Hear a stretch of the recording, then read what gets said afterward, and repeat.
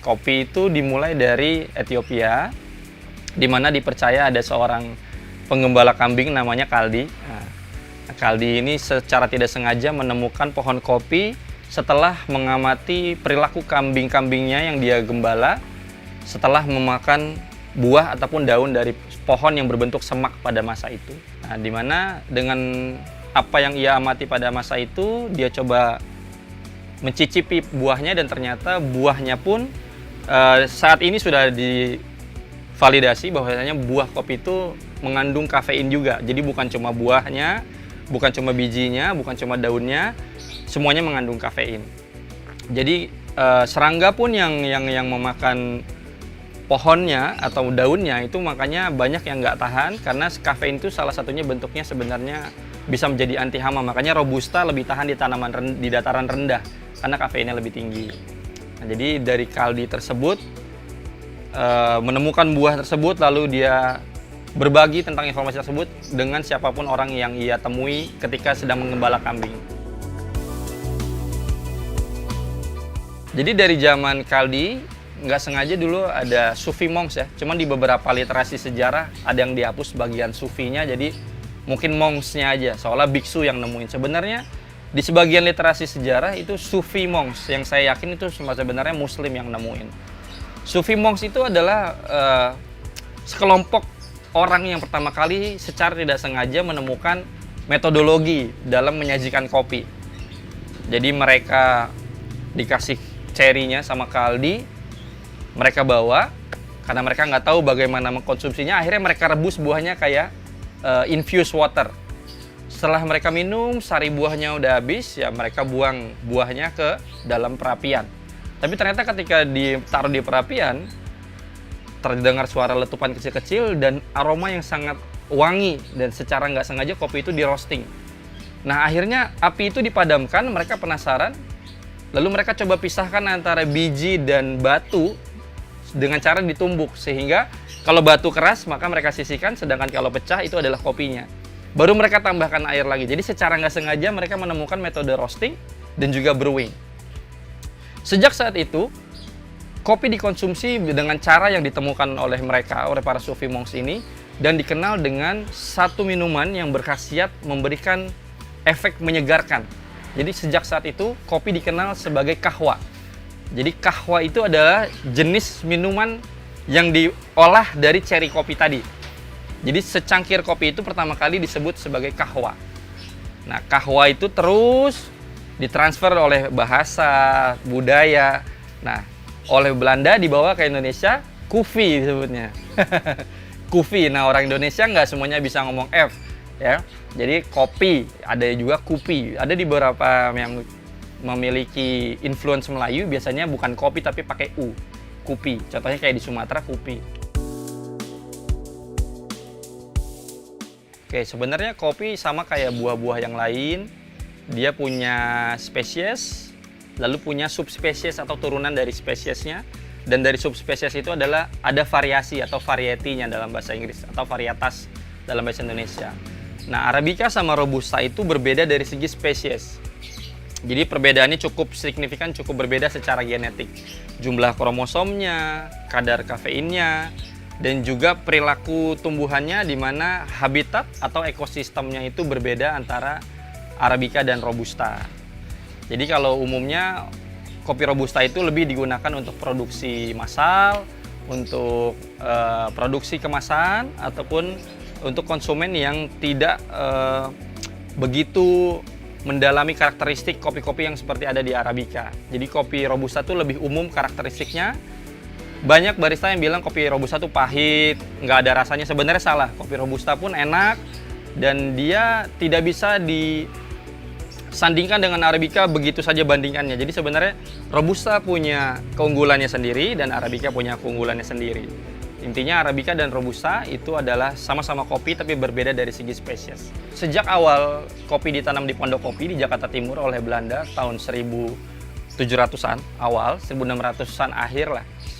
Jadi yang ditanam pertama kali itu sebenarnya Arabica, dan yang Indonesia pakai adalah genetik yang asli diambil dari Yemen sebenarnya. Jadi kopi yang ada di Indonesia saat ini adalah keturunan kopi-kopi yang dari Yemen. Jadi dari Ethiopia Pindah ke Yemen, dulu zamannya VOC mereka ngambil benihnya itu langsung dari Yemen. Makanya karakteristik kopi kita sama Latin Amerika itu sedikit banyak bisa dikatakan berbeda. Karena Latin Amerika tuh umumnya ngambil langsung dari Ethiopia. Sedangkan Asia umumnya ngambil dari Yemen.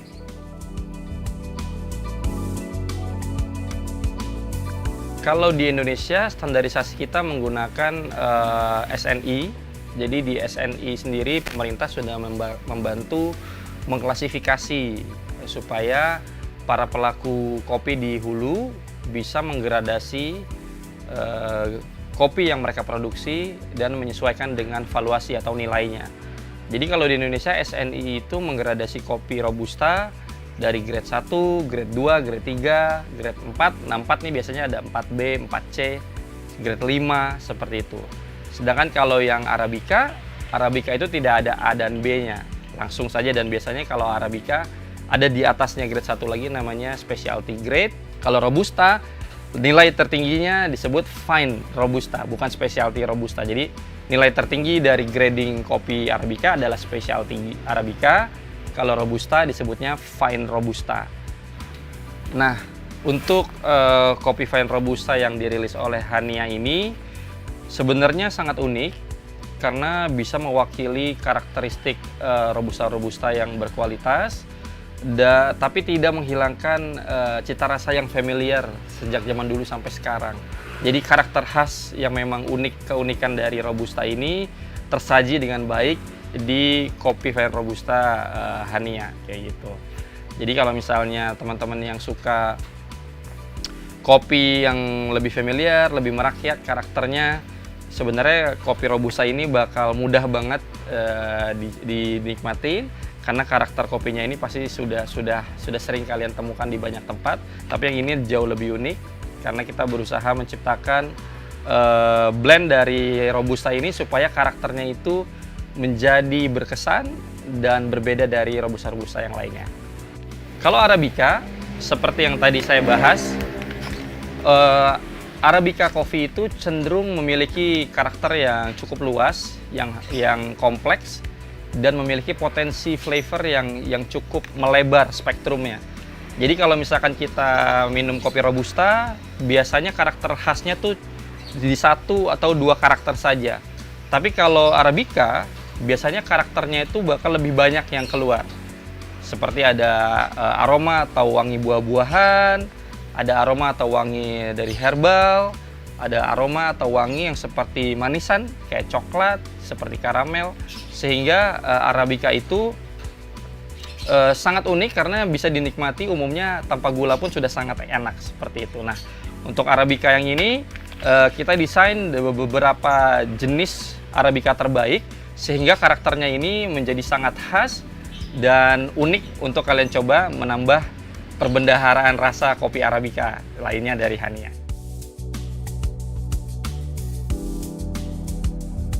Kita pakai grade 1.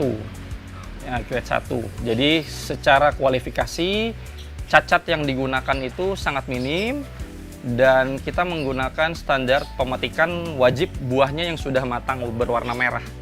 Jadi supaya karakter manisnya keluar dengan optimal di secangkir kopinya, maka kita benar-benar memastikan para petani di hulu itu memetik cherry kopinya itu dalam kondisi sudah matang dan diolah dengan alat-alat yang fasilitasnya bisa tergolong sebagai fasilitas yang bersih atau higienis sehingga kualitas kopinya itu terjaga sampai secangkir kopi itu disajikan.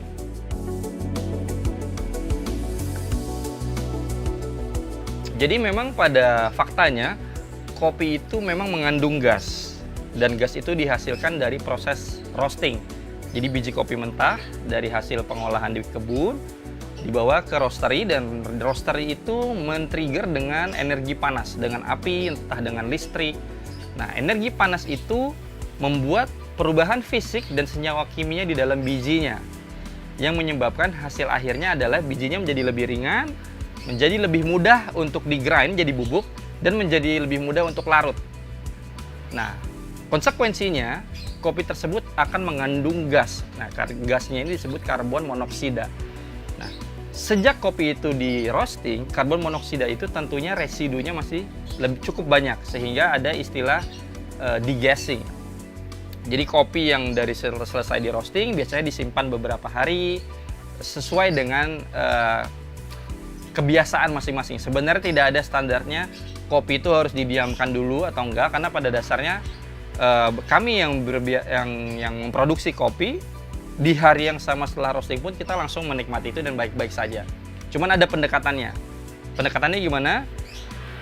Setelah kita grind kopinya atau setelah kita mendapati bubuk kopinya, kalau kopi itu benar-benar baru di roasting, sebaiknya didiamkan dulu sejenak biar hawa ataupun gasnya itu bisa terilis sedikit banyak sebelum mulai diseduh, supaya gasnya itu tidak terperangkap di dalam air dan terminum oleh kita.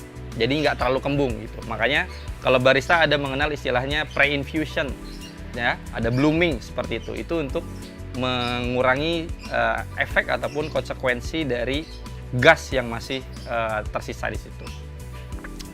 Kalau asam, sebenarnya simpel. Kalau mau ngopi, sebaiknya sarapan dulu, itu nomor satu. Yang kedua, ngopi itu sebenarnya ada dua, ya, kopi hitam dan kopi yang dicampur dengan bahan lainnya. Kalau saya bilang, minum kopi itu sebaiknya disesuaikan dengan waktunya. Contohnya kalau pagi-pagi, kopi hitam itu jauh lebih baik dibandingkan kopi yang lain. Tapi kalau di siang hari, kopi yang pakai susu, entah itu dairy ataupun yang non-dairy, itu sebenarnya lebih baik karena pada saat siang hari kita membutuhkan asupan karbohidrat lebih banyak karena sedang beraktivitas. Jadi minum cafe latte, cappuccino, kopi susu, itu tuh lebih baik di saat siang. Nah, semakin malam sebaiknya kembali ke kopi hitam lagi. Karena kita kan nggak mau beraktivitas lebih berat lagi malam hari. Jadi sebenarnya minum kopi itu tidak membahayakan, justru sangat bagus. Kenapa bagus? Karena kopi itu kaya akan antioksidan. Nah, antioksidan ini harus kita pastikan dengan cara apa? Kalau bisa kopinya jangan dicampur dengan zat-zat yang lain, zat-zat aditif lain yang malah membuat antioksidan ini tidak bekerja dengan baik. Makanya orang yang tahu banget kopi itu berkhasiat tinggi, berkhasiat bagus, biasanya lebih menyukai menikmati kopi tanpa tambahan bahan-bahan yang lain atau kopi murni.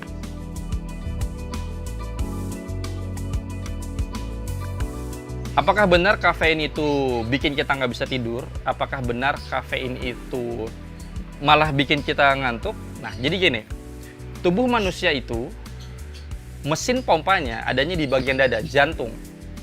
Nah, apabila jantung ini adalah lantai 1, maka pinggang ke bawah adalah basement. Sedangkan kepala adalah lantai 2. Supaya pompa ini bisa memacu darah sampai ke kepala, dibutuhkan kekuatan yang lebih besar. Kenapa kopi bisa bikin manusia lebih segar? Karena kafein yang dimiliki oleh kopi itu men-trigger jantung supaya bekerja sedikit lebih kuat, sehingga darah bisa mengalir lebih deras ke otak dan membawa pasokan oksigen sehingga kita jadi lebih fresh. Itu makanya kalau di Muslim kan sujud. Nah, salah satunya ngopi juga seperti itu. Supaya memastikan oksigen yang kita hirup bisa terdistribusi bersama dengan aliran darah ke otak sehingga kita menjadi lebih fresh. Kayak gitu. Nah, lalu bagaimana dengan respon yang berbeda bagi setiap orang terkait kafein? Jadi gini, saya selalu kasih perumpamaan. Anggap di sini ada sofa. Di dalam satu ruangan, misalnya 3x3, hanya ada sofa. Kita survei misalnya dengan 5 orang. Kita kasih waktu 5 menit. Setiap orang tersebut kita bebaskan mau ngapain aja di ruangan. Kalau kita perhatikan, ada orang pertama yang langsung duduk, lalu bengong-bengong, lalu berdiri lagi. Ada orang juga yang duduk, lalu tertidur pulas. Ada orang yang nggak mau duduk sama sekali tapi muter-muter. Pertanyaannya adalah apakah sofanya berbeda? Tidak. Sofanya sama, yang berbeda adalah orangnya. Jadi kopi itu juga kayak gitu. Kopi itu sebenarnya sama aja, kayak gitu-gitu aja. Cuman responnya itu tergantung ke orangnya. Apakah dia malah rileks ketika mendapati kopi di dalam tubuhnya, atau dia malah semakin bersemangat. Jadi tergantung dari personal masing-masing. Sehingga akan sangat baik kalau kita tidak mengeneralisir apa yang kita rasakan akan dirasakan orang lain juga. Itu adalah statement yang paling objektif untuk memahami bagaimana cara kerja kafein dan juga khasiat kopi.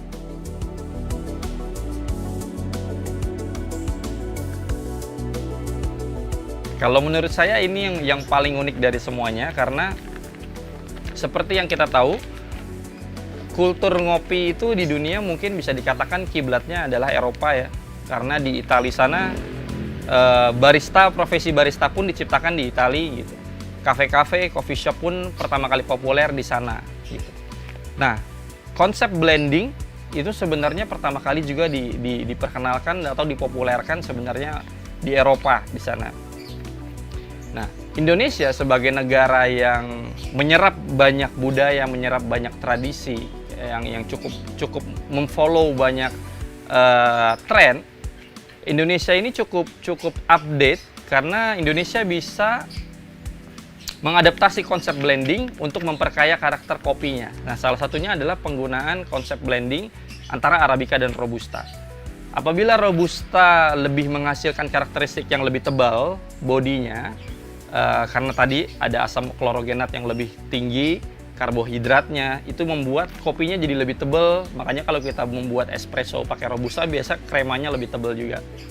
Sedangkan Arabica, umumnya itu lebih mengeluarkan karakter asam, buah-buahan, aroma-aroma yang unik. Sehingga kalau kita campur Arabica pilihan dan Robusta pilihan, kita bisa mendesain supaya karakter yang unik dan kompleks tadi, ada fruitynya, ada floralnya mungkin, itu tidak kehilangan ataupun kekuatan dari bodinya karena ada si Robustanya. Nah, jadi kalau misalnya blending Arabica dan Robusta itu tujuannya adalah untuk menciptakan satu karakteristik yang unik, yang seimbang, dan saling melengkapi. Jadi ada karakter Arabicanya, ada karakter Robustanya, sehingga makanya house blend ataupun blending itu sangat diminati oleh banyak orang karena bisa menjadi penengah baik untuk penikmat Arabica ataupun